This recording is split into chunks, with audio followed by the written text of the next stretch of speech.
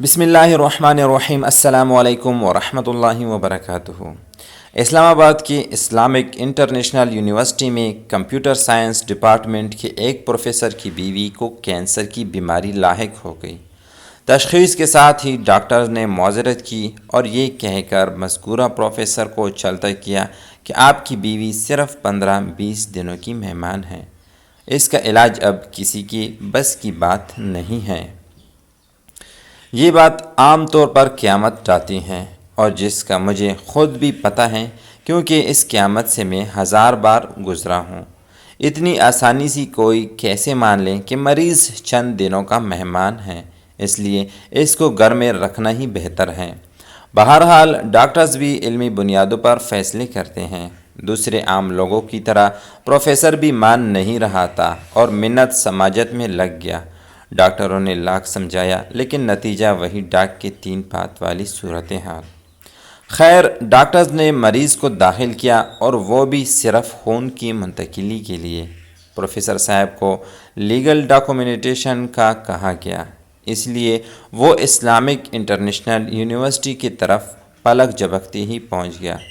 اب یہاں سے اصل کہانی شروع ہوتی ہے۔ پروفیسر صاحب جیسے ہی یونیورسٹی سے نکلے تو ایک سفید ریش بزرگ گاڑی کے آگے کھڑے ہو گئے۔ پروفیسر صاحب چونکہ جلدی میں تھے کیونکہ اس کی شریک حیات زندگی اور موت کی جنگ لڑ رہی تھی، تبھی آگے بڑھنے کی بہت کوشش کی لیکن ناکام رہے۔ خیر، اس نے بزرگ سے پوچھ ہی لیا، جی بابا جی کیا خدمت کر سکتا ہوں؟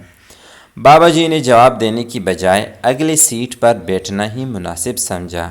وہ جیسے ہی بیٹھ گئے، پروفیسر صاحب دوبارہ گویا ہوئے، میں کہاں آپ کو ڈراپ کروں؟ اب اسے اتفاق کہیے کہ بابا جی کی منزل بھی اس ہسپتال کے آس پاس ہی تھا جہاں پروفیسر صاحب کی بیوی داخل تھی۔ دونوں جب روانہ ہوئے تو بابا جی نے ہاتھ میں پکڑی ہوئی لاٹھی کو جنبش دی، ایک سرد آہ بھری اور پروفیسر کی طرف دیکھ کر کہا، آپ کی بیوی کینسر کے ساتھ نبرد آزما ہے۔ ڈاکٹروں نے جواب دے دیا ہے، آپ میری بات مان لیں اور اپنی بیوی کو آج کے بعد دہما سے اذغاقہ کا پانی شروع کر دیں۔ اللہ نے چاہا تو شفا نصیب ہوگی۔ کینسر کا بس یہی ایک علاج ہے۔ پروفیسر نے جیسے ہی یہ باتیں سنی تو اس پر لرزہ طاری ہو گیا اور حیران ہونا ہی تھا کیونکہ بابا جی کو اس نے زندگی میں پہلی بار دیکھا تھا اور جس نے اس کی پوری کہانی اسے بتا دی تھی۔ اس نے بہت کوشش کی بابا جی سے یہ پتہ لگانے کی کہ وہ کون ہیں اور یہ سب کیسے جانتا ہے، لیکن بابا جی کے دبدبے کے سامنے وہ لاچار نظر آیا۔ بابا جی جب گاڑی سے اتر رہے تھے تو یہ اس کے آخری الفاظ تھے، دہماسا مسلسل دیتے رہنا اور سورہ رحمان کی تلاوت بھی سناتے رہنا، 1-2 مہینے میں آپ کو پتہ لگ جائے گا۔ پروفیسر ویسے بھی ڈاکٹر سے مایوس ہو چکا تھا۔ جیسے ہی اسپتال سے گھر پہنچا، نوشیرہ سے دہماسے کا پودا منگوایا، اس کو پانی میں ڈبو کر ایک کپڑے سے چھان کیا اور اللہ کا نام لے کر پلانا شروع کیا۔ میں نے جب کہانی یہاں تک سنی تو چونکہ مجھے بھی ضرورت تھی اسی لیے سیدھا اسلام آباد پہنچ گیا اور مذکورہ پروفیسر جس کا نام شکیل شاہ تھا سے اس کی رہائش گاہ پر ملا۔ یہ سال 2018 میں رمضان کا شاید 22واں روزہ تھا۔ آگے کی کہانی میں نے اس سے خود سنی۔ وہ کہتے ہیں، دہماسے کا استعمال میں مسلسل کرتا رہا اور میری بیوی کی تکلیف میں کمی آتی رہی۔